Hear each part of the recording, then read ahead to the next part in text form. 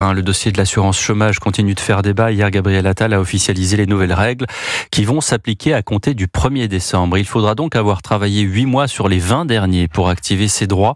Et les personnes privées d'emploi ne pourront être indemnisées que 15 mois au maximum. Et si le chômage baisse encore, c'est un nouveau coup de rabot qui est prévu. Cette réforme, c'est le carburant pour créer toujours plus d'emplois dans le pays, a dit Gabriel Attal, qui vise toujours le plein emploi pour 2027. En revanche, le Premier ministre l'affirme, ce n'est pas une réforme budgétaire. Barthélémy Philippe, elle pourrait pourtant rapporter gros.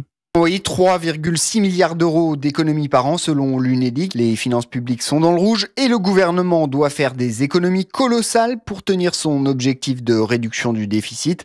Même si le Premier ministre s'en défend, l'économiste Mathieu Plane estime que cette réforme est bien liée à l'urgence budgétaire. La motivation budgétaire est forcément importante. On ne peut pas isoler cette réforme-là de l'ambition du rétablissement des finances publiques de plusieurs dizaines de milliards d'économies. L'assurance chômage fait partie du panel de la réduction du déficit. Alors pourquoi éluder l'aspect budgétaire? Tout simplement pour des raisons politiques, selon Mathieu Plane. Ce qui est difficile à assumer, c'est que s'il y a des économies, ça veut dire qu'il y a des gens qui seront moins bien indemnisés. Si cette réforme ne permet pas une forte réduction du chômage, le risque c'est de faire des économies sur des personnes dans des situations sociales pas très favorables. Le gouvernement est pris dans un étau. À l'approche des européennes, il est contraint d'annoncer une réforme qui braque près de la moitié des Français, notamment pour assurer l'agence Standard & Poor's de son sérieux budgétaire. Une dégradation de la note française ferait tâche à quelques jours du scrutin. Merci Barthélémy Philippe du service économie d'Europe.